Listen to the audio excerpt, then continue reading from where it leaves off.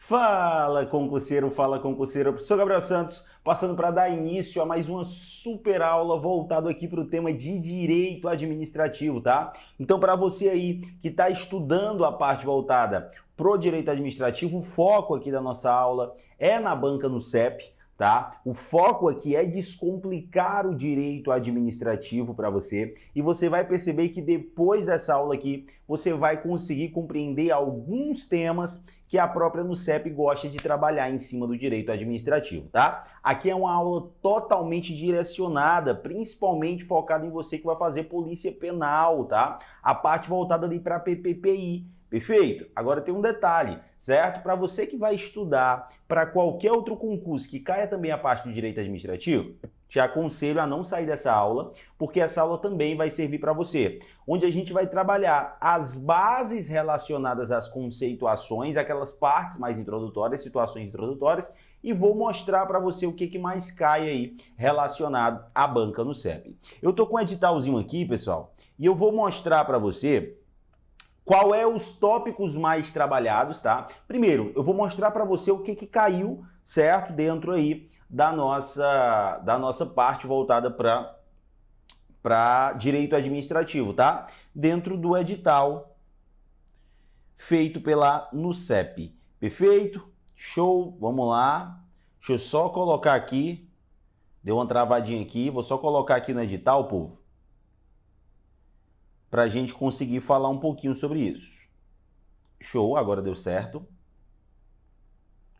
Bom, antes de mais nada, tá? Antes de qualquer coisa, a gente tem que fazer aquela correntezinha do bem, né? Quem é meu aluno mais antigo já sabe o que é que eu vou pedir para vocês. Primeiro eu quero pedir para você deixar o like nesse vídeo, tá? Deixa o like nesse vídeo aqui, perfeito?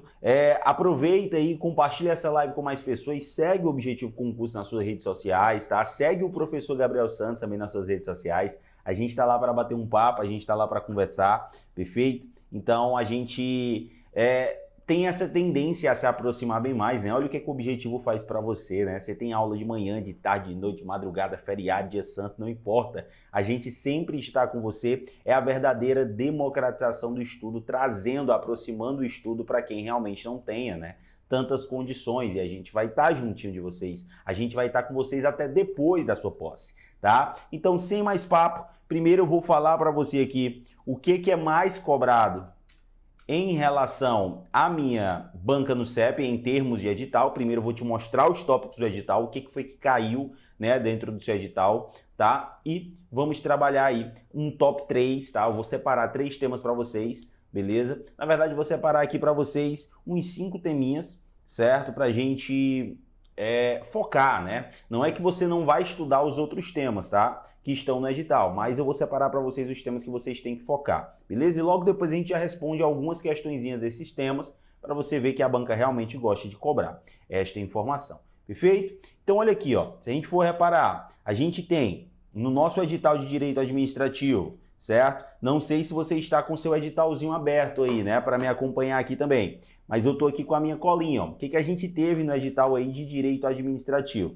A gente teve a situação que envolve aí, basicamente, os princípios da administração pública, tá? Princípio da administração pública é algo muito batido, tá? É algo que a NUCEP ama de paixão, tá? Os princípios da administração pública. A administração pública propriamente dita, a sua organização, descentralização, desconcentração, muito cuidado com isso daqui, tá? Definição, tá? As definições relacionadas aos direitos administrativos, à organização administrativa, definição de administração pública, conceito de administração pública, tudo isso a NUCEP gosta de trabalhar também. Aí logo depois vem aqueles critérios voltados para a administração indireta e entidades do terceiro setor. A gente vai trabalhar isso daí futuramente, tá? Aquelas situações voltadas para o terceiro setor. Deixa eu dar logo uma dica para você, né? Já que a gente está falando disso. Terceiro setor, pessoal, parece ser coisa de outro mundo, mas não é, certo? O terceiro setor é muita definição, é muito conceito, é uma situação muito conceitual introdutória, mas existem algumas pegadinhas que são batidas, principalmente pela NUCEP, tá?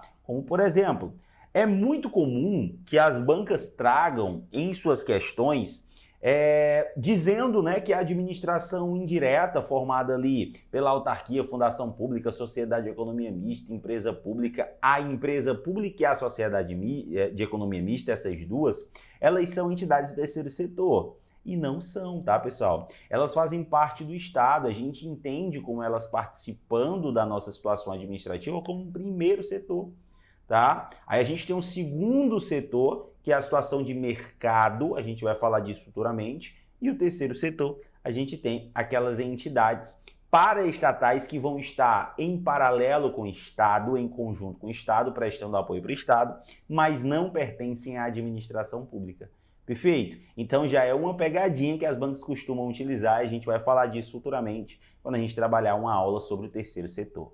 Perfeito, pessoal? De boa? Então vem comigo aqui, ó. Mais outro tema, a gente tem aí os conceitos e requisitos, classificação de ato administrativo, tá? Processo administrativo, caiu aí critérios voltados também para poderes, tá? Outro tema que cai pra caramba, tá? O tema de poderes, licitações, tá? E detalhe, tá?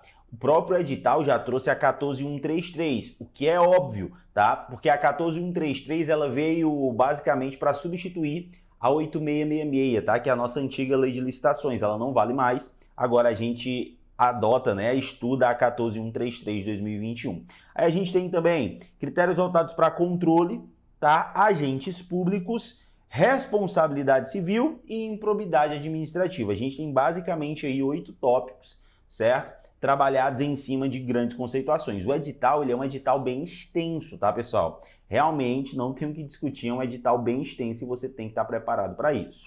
Sem sombra de dúvidas, o meu top 3 aqui seria a parte voltada para, em primeiro lugar, organização administrativa, princípios, tá? Ó, meu top 3, organização administrativa, princípios, poderes. Professor, se fosse para formar um top 5, perfeito. Se fosse para formar um top 5, eu trabalharia ainda agentes públicos, importantíssimo, importante demais, tá? E a lei de improbidade administrativa. Sem sombra de dúvidas, esse seria o meu top 5, tá? Então, sem mais papo, vem comigo, depois de vocês verem, né, entenderem o que foi trazido no seu edital, dei algumas dicasinhas iniciais, a gente já vai resolver algumas questõezinhas aqui para detonar de vez a banca no CEP, tá? Todas as questões que eu trouxe para você nessa aula são questões da banca no CEP. Repito, todas as questões que eu trouxe para você nessa aula são questões da banca no CEP, para você ver como que ela cobra ou já cobrou esse tipo de tema, esse tipo de questão em prova. Então vem comigo para a gente trabalhar aqui a nossa primeiríssima questão. Olha a primeira questão na sua tela, acompanhe. Acerca da centralização e descentralização da atividade administrativa e a administração pública direta e indireta, assinale a alternativa correta. A banca está pedindo o item correto. E a letra A já diz o seguinte: a descentralização pressupõe duas pessoas distintas, o Estado e a pessoa que executará o serviço. Esta última podendo ser um particular ou uma autarquia, por exemplo. Calma, calma, calma. Deixa o pontinho aqui. Já a gente volta nela. E deixa eu falar um pouquinho, uma coisa para vocês aqui, ó. Talvez uma pessoa boa mesmo, que esteja estudando a parte voltada para o direito administrativo, tente achar um erro aqui, tá? Como, por exemplo, poxa, professor, mas a banca só citou a autarquia, ela trouxe a autarquia como um exemplo. Por que ela trouxe isso? Porque eu tenho também a descentralização, chamada de descentralização por serviço ou por outorga, e a descentralização por delegação e colaboração. Professor, isso importa muito. Vem comigo aqui para a gente trabalhar essa ideia. Primeiro ponto, eu tenho que entender o que seria essa tal centralização. O que seria esta tal centralização? Olha isso, ó. Eu tenho que entender o que seria esta tal centralização. E a centralização, o nome já está dizendo, é quando eu tenho alguém no centro do poder. Aí a gente pensa numa pluralidade política interna. Situação administrativa, organizacional, a gente vai lembrar de quem, professor? Você lembra automaticamente da nossa administração direta. Professor, perfeito, mas fale para mim, quem é a minha administração direta? Aí se olha para a administração direta e você lembra automaticamente do medo. Professor, medo e é medo com U mesmo, tá? Ó. Você lembra automaticamente do medo. E é medo com U mesmo, tá? Ó. Presta atenção. Aqui nós teremos os municípios,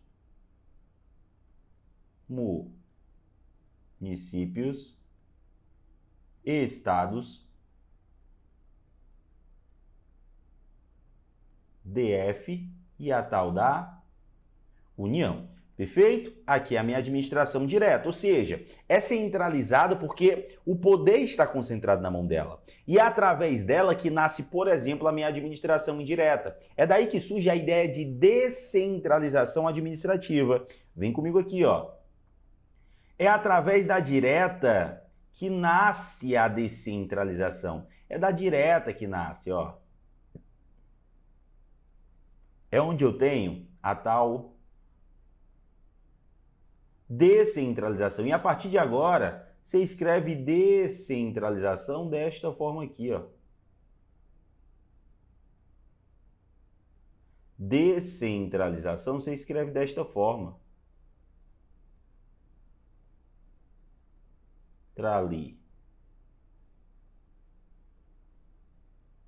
Centralização você escreve desta forma. Professor, por que o senhor deu ênfase no C e no E?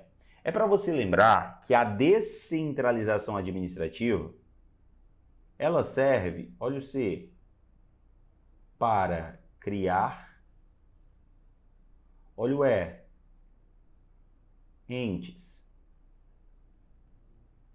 Ela serve para criar entes, para não confundir com a tal desconcentração que a gente vai falar futuramente. E o que eu tenho que saber, professor? Você tem que entender que aqui a administração direta em uma descentralização, presta atenção, ó. A administração direta, ela pode criar um ente da indireta. Presta atenção porque cai em prova, tá? Ó. Ela pode criar um ente da indireta ou autorizar um particular a prestar um serviço público. Vamos pensar aqui, ó. A administração direta, ela pode criar um ente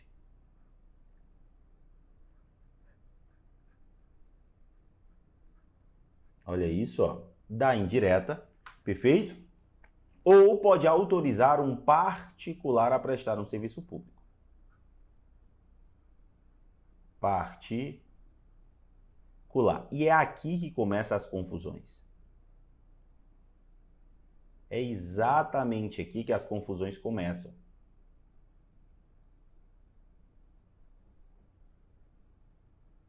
Bora ver, vamos ver, ó.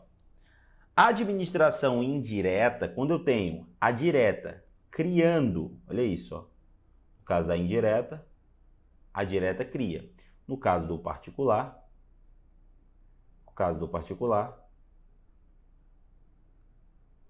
a direta autoriza. Perfeito? Qual é o nome da descentralização que é tida, presta atenção no que eu estou falando, tá? Qual o nome da descentralização que é tida da direta criando a indireta? Aí tu guarda a nomenclatura. É chamada de descentralização por serviços ou outorga legal. Já no caso do particular, a gente chama de descentralização por delegação ou descentralização. Opa, vamos lá, ó. No caso do particular, a gente chama de descentralização por delegação ou até mesmo por colaboração.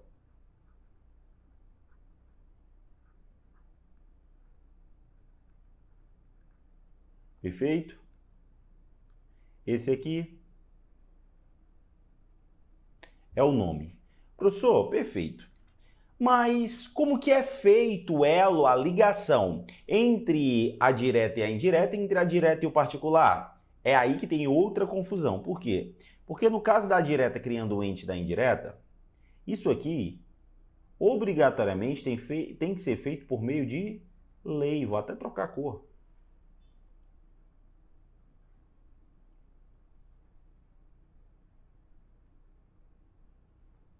Lei, beleza? No caso aí da direta autorizando o particular, é feito por meio de um ato ou de um contrato. De um ato ou de um contrato, professor, perfeito. Entendi.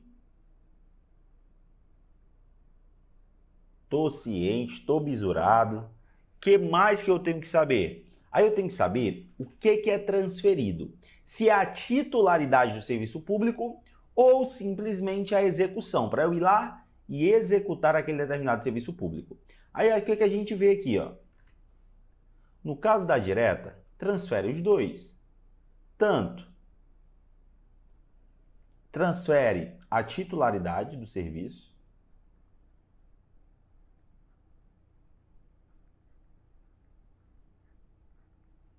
tanto transfere a titularidade do serviço quanto a execução.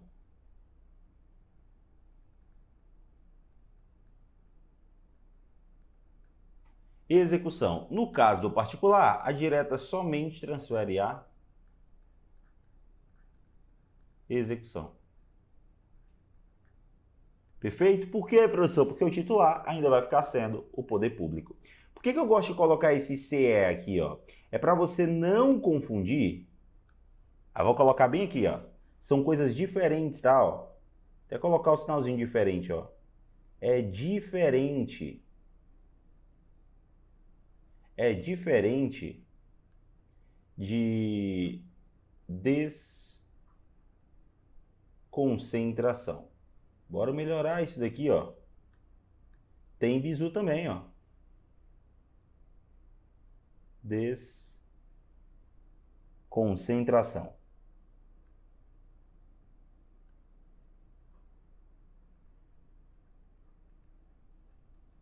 Desconcentração.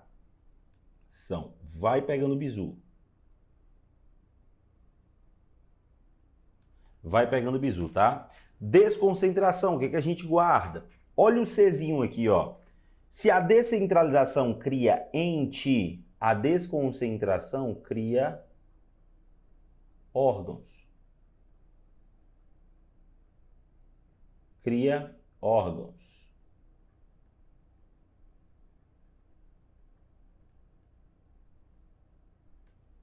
Perfeito? Cria órgãos. Professor, entendi. Mas onde que ocorre essa desconcentração? Aí olha o detalhe. A desconcentração serve tanto para direta quanto para indireta.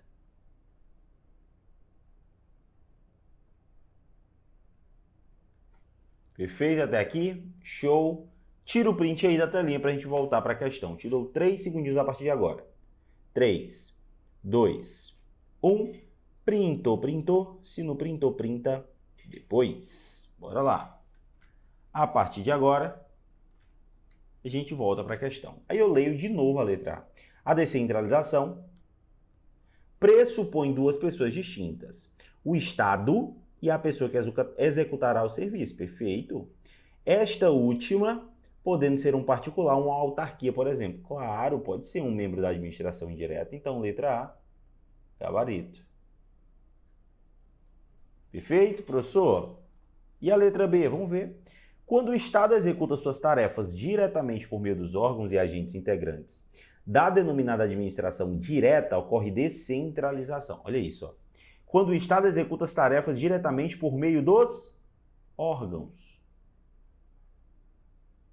e agentes integrantes ó, da denominada administração direta, ocorre a descentralização administrativa.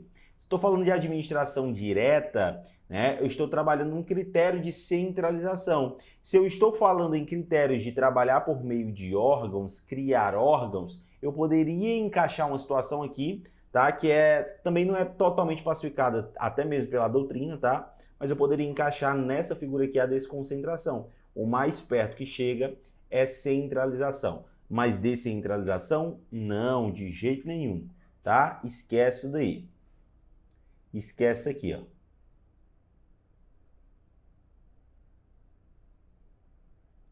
Certo? Perfeito. Letra B errada. Letra C. A descentralização administrativa somente pode ocorrer mediante lei. Acabamos de falar sobre isso, ó. Não é só por meio de lei. Pode ter também um ato ou contrato.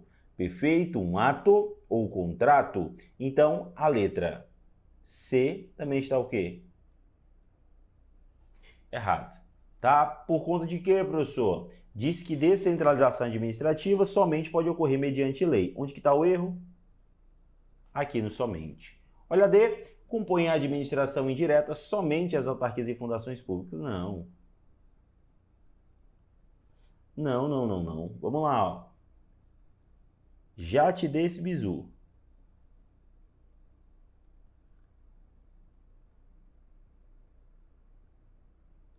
Já te dei esse bizu. A administração direta é formada pelo famoso medo.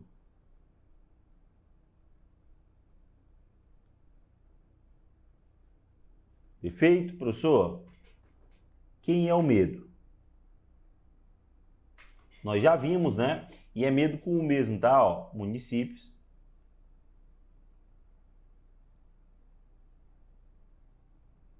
Olha isso. Perfeito? Município.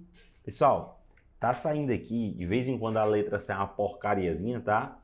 Porque eu sempre prometo para vocês, né? E sempre acontece alguma coisa que eu não consigo calibrar, por conta da calibragem da mesa, tá? Tanto da caneta quanto da mesa, beleza? Que eu tô esperando chegar aí uma nova ponta para a caneta, uma nova ponta digital, para a gente fazer aí a troca dessa situação, tá? Aí de vez em quando sai essa letra ridícula mesmo. Perfeito? Bora lá. Vou apagar e vou escrever de novo. Vamos lá, ó. No caso, o M de municípios,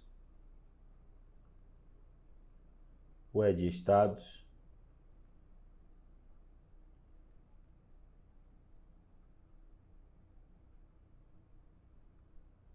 União. Perfeito? Tranquilaço? Professor, e a indireta? Primeiro que são coisas diferentes.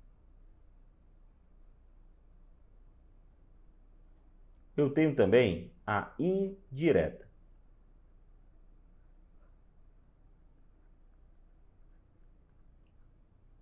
Perfeito? Então se liga.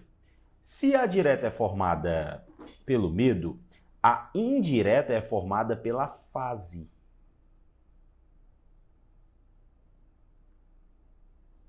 É formada pela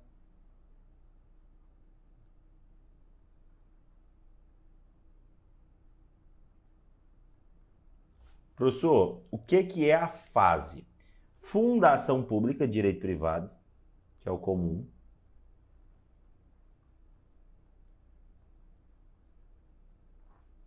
Bora lá, ó. Fundação pública. Aí tem um detalhe. Quando eu falo em relação a essa tal fundação pública, a regra é que ela seja uma pessoa jurídica de direito privado. Mas pode existir aí uma fundação pública de direito público. Esta fundação pública de direito público é que a gente pode olhar, observar e ver que é nada mais nada menos que uma espécie de autarquia. Perfeito? Logo segue as regras da autarquia, como se a autarquia fosse. A autarquia é ela que a gente já estava falando.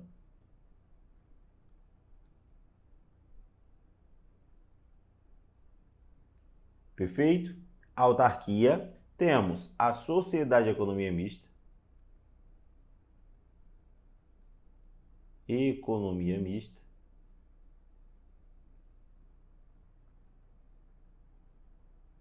economia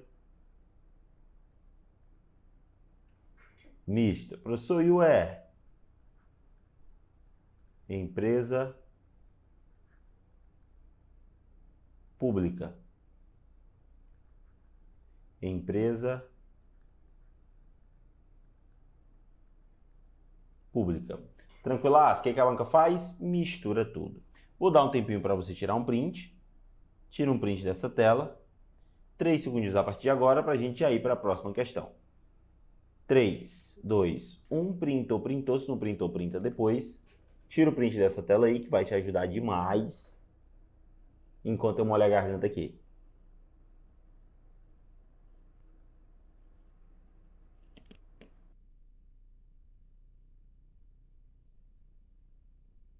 Foi. Acredito que já deu para você tirar um print. Bora para a questão de número 2. Olha a questão número 2. Repito, tá, pessoal? Repetindo aqui para você. Eu só trouxe questões da banca no CEP. Professor, por quê? Porque eu sei que o seu foco é no CEP. Eu tenho que saber como é que ela trabalha. Perfeito? Vamos lá. Olha isso. Questãozinha de número 2. Acerca da administração pública indireta, assinale a alternativa correta. Vamos ver. As sociedades de economia mista,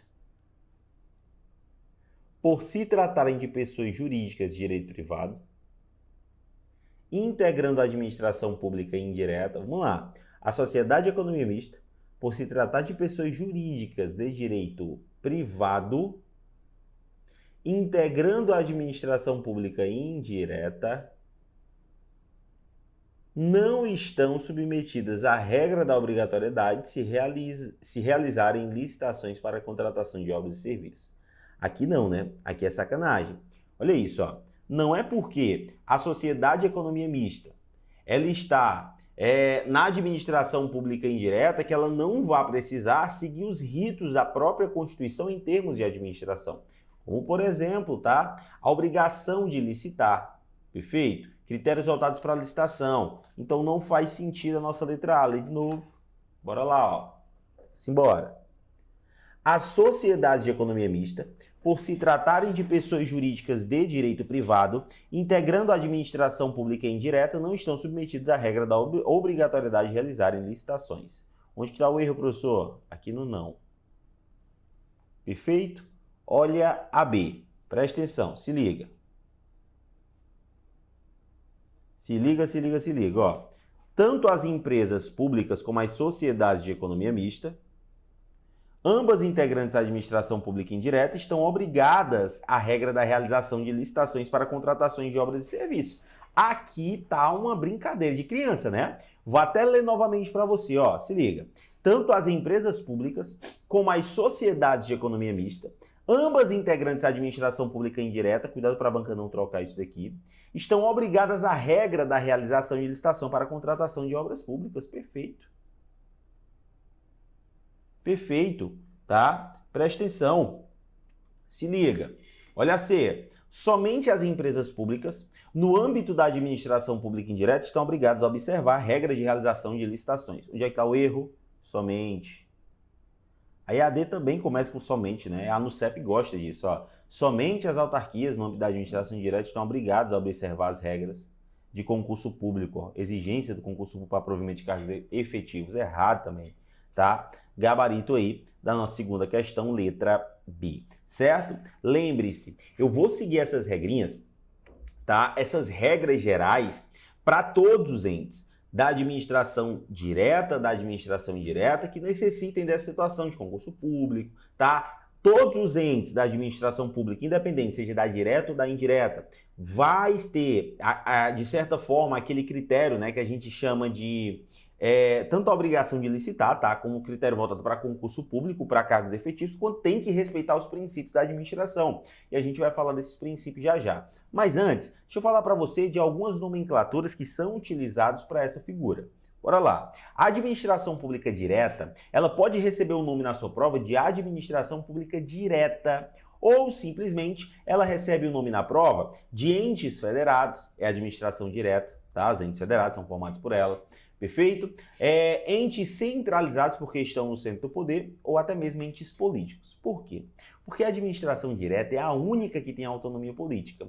Capacidade de criar leis, por exemplo, tá? O restante, né, a administração indireta não vai ter aí, né, autonomia política. Tem todos os outros, as outras autonomias, administrativa e financeira, mas não tem a política, perfeito? Cuidado com isso daí. E a administração indireta é chamada de entes descentralizados, obviamente, porque é fruto de descentralização, tá? Perfeitinho? Então, segunda questão, gabarito, letra B.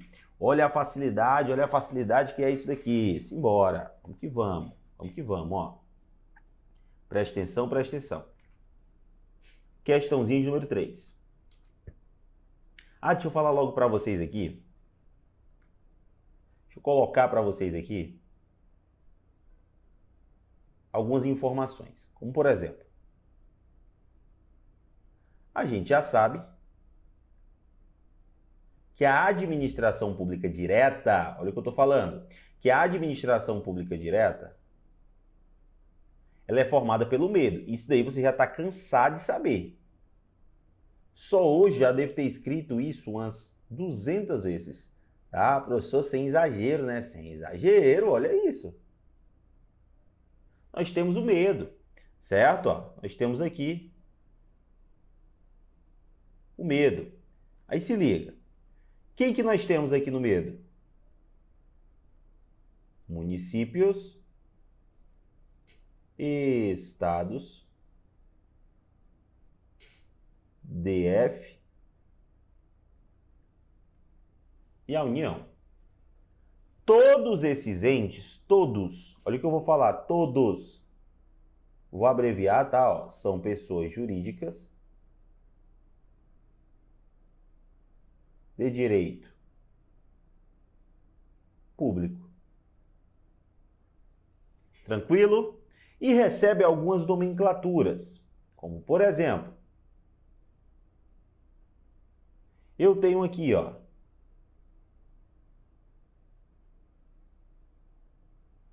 olha as nomenclaturas. Eu tenho aqui a administração direta, podendo ser chamada de entes ou pessoas. Vou colocar basicamente entes, tá? Ó. Entes centralizados, já vimos o porquê, eles estão no centro do poder, pluralidade política interna, tá? A banca pode chamar de entes. Olha o nome. Opa, deu uma travadinha, só um minuto. Voltou. Vamos lá. Entes federados.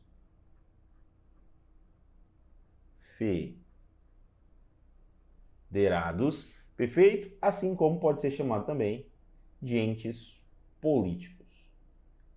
Professor, por que entes políticos? É porque a administração direta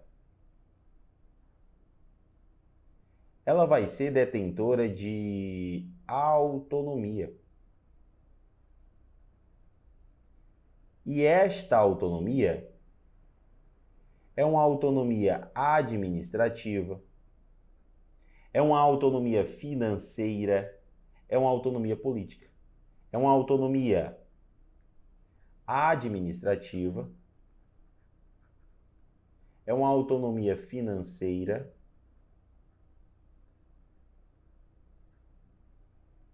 é uma autonomia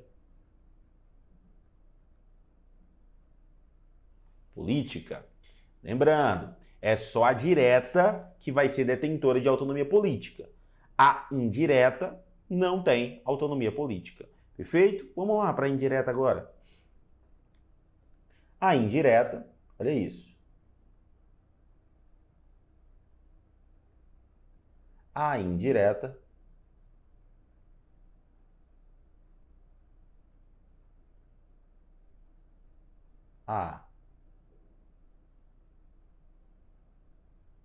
indireta, certo? É formada aí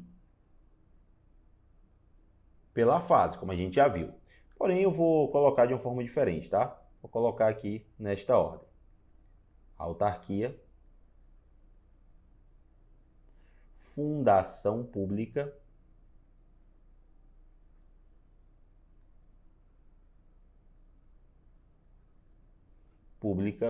sociedade de economia mista e a tal da empresa pública. O que eu guardo, professor?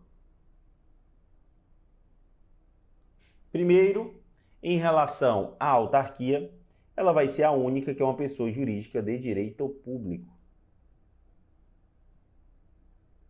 O restante aqui, ó, são pessoas jurídicas de direito privado.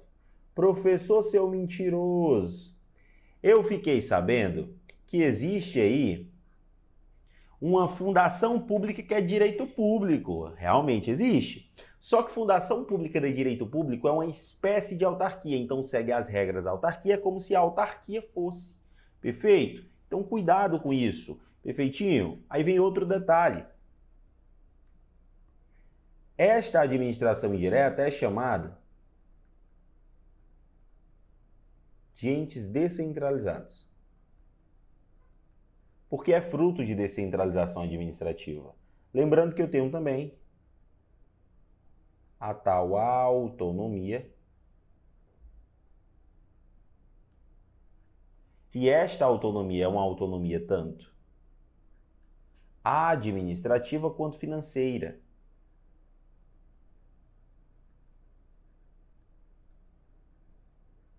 Agora, a indireta, ela não tem autonomia política, porque a autonomia política é somente da administração direta. Tira o print disso daí, tira. Tira o printzinho. Te dou 3 segundos para você tirar o print dessa tela. 3 segundos. 3, 2, 1. Printou, printou. Se não printou, printa depois. Bora lá para a nossa questãozinha de número 3. Assinale a alternativa que contempla os dois princípios da administração pública que disciplinam respectivamente as duas situações a seguir. Aqui a questão já está citando a informação relacionada aos princípios. Vamos atrás. Vamos lá. Item 1. A proibição constitucional de que conste nome, símbolos ou imagem que caracterizem promoção pessoal de autoridade ou servidores em publicidade de atos. Pessoal, isso daqui não tem dúvidas de que a banca está falando sobre o princípio da impessoalidade. Tá? O primeiro aqui, ó, já sei que é o princípio da impessoalidade. A gente vai falar dele agora, certo? Ó, a gente vai falar dele agora. O princípio da impessoalidade é um princípio muito importante e é um princípio expresso da administração porque está dentro do LIMP. Tá, ó, princípiozinho da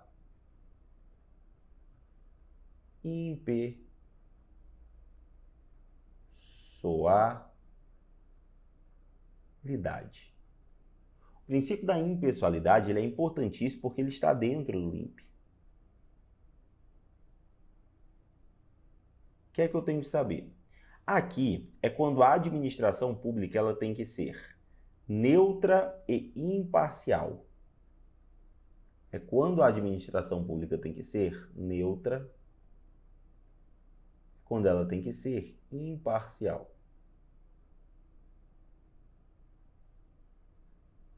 Perfeito? Ou seja, não pode pesar para nenhum lado.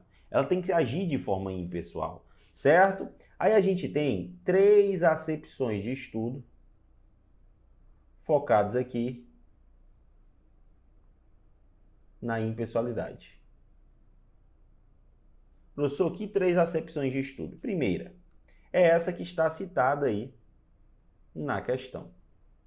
Vedação à autopromoção. Vedação à autopromoção. Professor, o que mais que eu tenho aqui como... Primeiro, deixa eu te explicar o que seria essa vedação à autopromoção, tá? Para a gente não passar batido nessa. Vedação à autopromoção quer dizer que eu não posso, eu, agente público, eu não posso me utilizar da máquina pública para me autopromover. certo? Eu, agente público, eu não posso me utilizar da máquina pública para me autopromover. É a vedação à autopromoção. Professor, o que mais? Eu tenho também a vertente, a acepção voltada para a finalidade. Ou seja, vai alcançar sempre a finalidade pública. Sempre em busca do interesse público. Show, professor, e o que mais? Sem esquecer do critério de isonomia.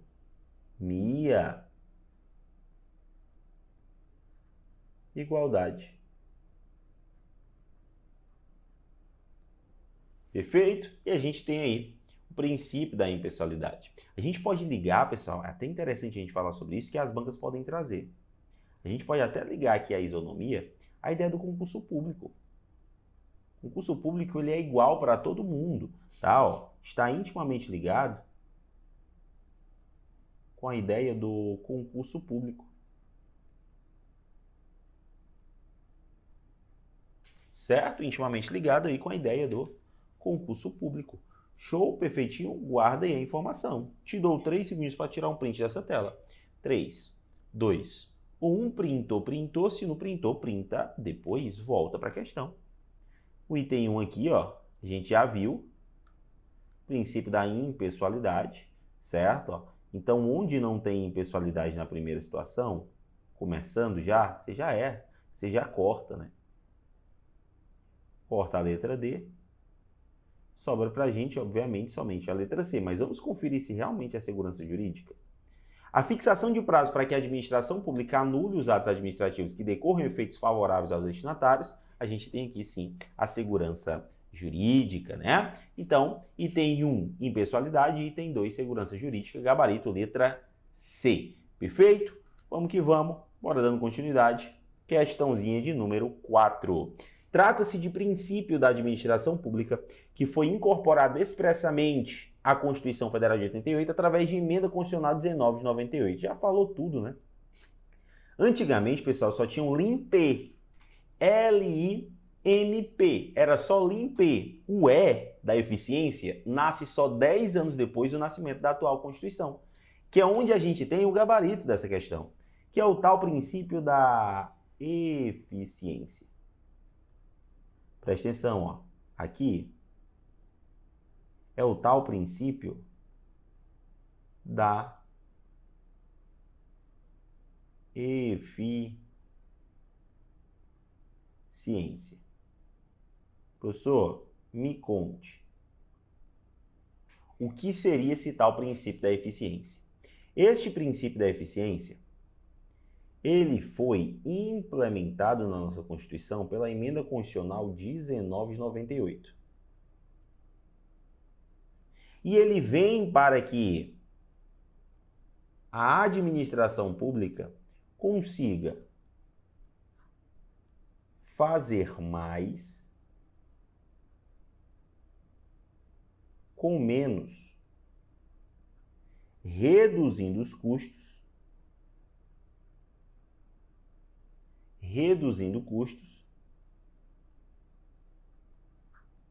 olha as características, custos e aumentando a qualidade. Aumentando aí, ó,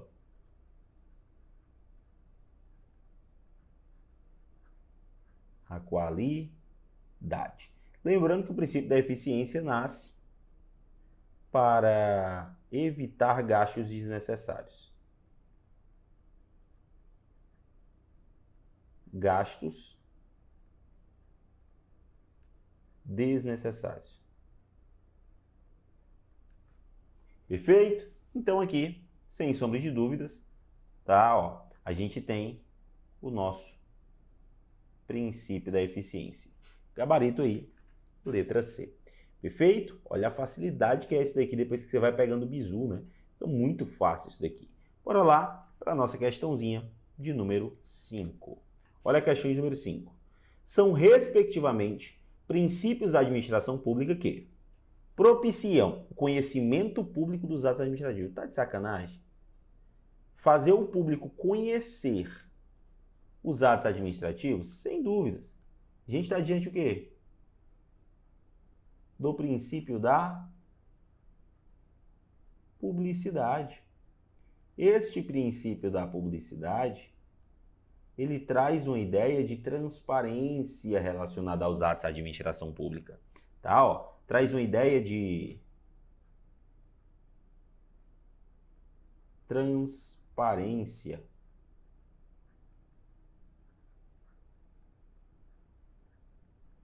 Perfeito? Traz uma ideia de transparência. Lembrando também que esse princípio da publicidade, eu tenho que saber que nem tudo se publica. Eu não posso publicar atos que mexam com a intimidade, eu não posso publicar atos que mexam com a segurança, tá? Então nem tudo se publica, mas conhecimento de atos, né, da administração pública, a gente está diante de uma transparência, estamos diante do princípio da publicidade. Onde não tenha publicidade como primeiro item, tu já pode riscar. Esquece a letra A, esquece a letra B, esquece a letra D. Obviamente, é a letra C, o gabarito. Mas vamos ver se o 2, né, se o item B ali, ele realmente fala de impessoalidade. Atos administrativos com conteúdo, aí matou, né, ó, impessoal. Que visam alcançar não a satisfação de interesses pessoais ou privados, mas sempre voltados ao alcance do coletivo. Perfeito. Aqui é uma das vertentes, né, que é a da finalidade. Estamos diante, sim, da impessoalidade. Gabarito, letra C.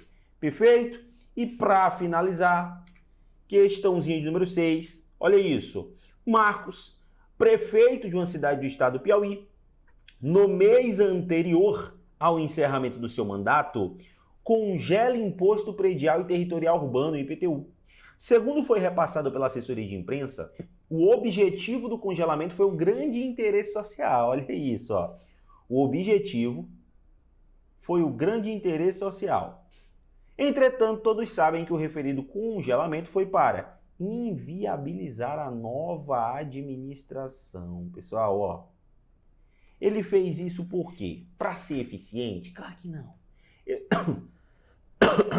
Perdão.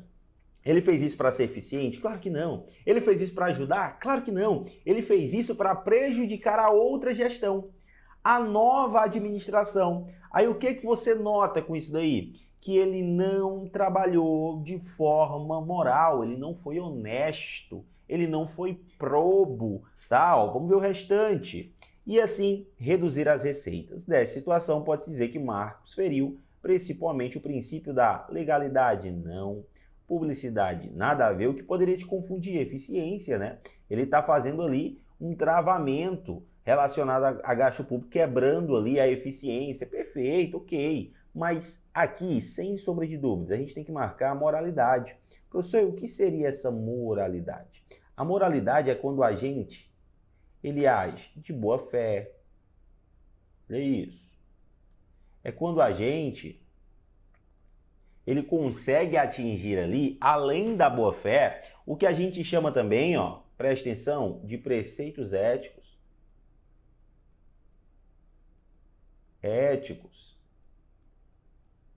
Quando a gente consegue alcançar uma conduta honesta, com foco na honestidade, com foco na probidade. Gabarito, letra D.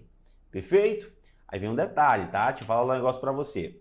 O princípio da moralidade, pessoal, ele é tão importante, mas tão importante, que se um agente público ele quebra esse princípio, tá? Eu tenho algumas sanções que podem ser acometidas a esse agente público. Vou repetir. O princípio da moralidade ele é tão importante, mas tão importante, que se ele for cometida a quebra, né, desse princípio pelo agente público, eu tenho uma lei que pune essa pessoa, tá? A lei é a lei de improbidade administrativa, certo? A gente tem a 14.230, tá? Que é de 2021, tá? Que é a nossa lei de improbidade administrativa, tá? Que veio trazer algumas alterações para 8429, perfeito? Vocês vão ver ali que dentro da 8429, se você abrir no site do Planalto, você vai ver algumas alterações, essas alterações foram causadas aí, né, pela nova lei de improbidade administrativa, certo? A 14.230 de 2021. Perfeito? Show? Pessoal, a gente encerra por aqui mais uma aula, né? Mais uma super aula onde a gente trabalhou aí temas relacionados ao direito administrativo, certo? Eu sei que é doído, eu sei que é cansativo, eu sei que dá vontade de parar às vezes e dizer tipo assim, poxa, não dá pra mim, isso daqui não dá pra mim, eu sei que cansa, eu sei que é cansativo, mas não pare, tá? Não pare, porque eu consegui mudar minha vida através do concurso público, eu tenho certeza que você também vai mudar a sua. Eu sei que é muito assunto para pouco tempo, tá? Mas eu espero ter ajudado vocês. Se você gostou da minha didática, segue lá nas redes sociais, @Professor Gabriel Santos, tá? Tire suas dúvidas, bora bater um papo. Tô lá pra gente conversar. Perfeito? Não pare nunca, não desiste nunca. Vejo você na próxima aula. Valeu e tchau, tchau. Olha, se você chegou até aqui é que com certeza você quer mudar a sua vida. E você viu que o Objetivo Play pode ser uma solução para você. O Objetivo Play é uma plataforma completa que te dá acesso a tudo que você precisa para estudar para concurso. Tem acesso a aulas ao vivo, comigo e com outros professores. Você tem acesso a aulas gravadas para todos os concursos públicos que você quiser. E claro, milhares e milhares de questões comentadas. Eu sei que você deve estar muitas vezes duvidoso se realmente o Objetivo Play é para você. Mas eu queria que você fizesse um desafio próprio. Eu queria que você adquirisse o Objetivo Play na dúvida, para que se você não gostar por algum motivo, a gente devolvesse o seu dinheiro. Na dúvida, compre, na dúvida, invista.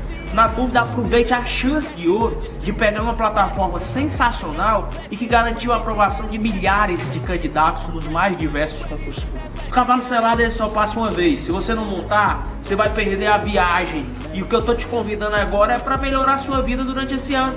Afinal, você não tá afim de viver do mesmo jeito sempre. O Objetivo Play ajudou e potencializou a forma de distribuição de PDFs. Porque nós trabalhamos com PDFs que tem tabelas, imagens e gráficos. Assim você consegue sempre estar vendo aquilo que mais interessa e não ficar naquela leitura chatatiana que atrapalha a tua produtividade nos estudos. As videoaulas são de 20 minutos, não aquelas videoaulas longas de 2 horas, como se você estivesse vendo uma série do Netflix. Chegou a hora de você sintetizar melhor sua preparação, com um material conciso, enxuto e objetivo. E é por isso que nós somos o Objetivo Play. Se você quer tomar uma decisão agora, você vai apertar nesse botão abaixo. E você vai lá para a nossa tribo. E dentro da nossa tribo você já vai ter mentoria comigo. E eu sim, vou coordenar todos o passo a passo dos seus estudos. Um dia, lá atrás, a minha vida foi mudada porque eu consegui estudar para concurso. Mesmo depois de ter sido reprovado em muitos concursos públicos, eu acertei o pé para descobrir onde é que eu estou errando. Em que pontos eu preciso melhorar. Por que eu estou errando no PDF, na resolução de questões? Por que eu não estou fazendo mapeamento dos erros do simulado? Por que eu não estou vislumbrando uma boa administração de como ver videoaula? Essas sensibilidades que eu tive que adquirir depois desse novo contexto me fizeram ser aprovado não só em 1, nem 2, mas em mais de 10 concursos públicos federais. Por que você não pode mesmo? É claro que você pode, mas para isso vai precisar mudar a sua rotina e a forma de estudar. É por isso que eu estou te convidando de novo. O Objetivo Play é para você e a hora de entrar para a tribo é essa. Aproveite, apertando nesse botão que está lá embaixo, você vai entrar numa tribo de imparáveis que vai te ajudar a assinar o termo institucional e nesse ano ainda se tornar servidor público. Tamo junto, te vejo lá dentro.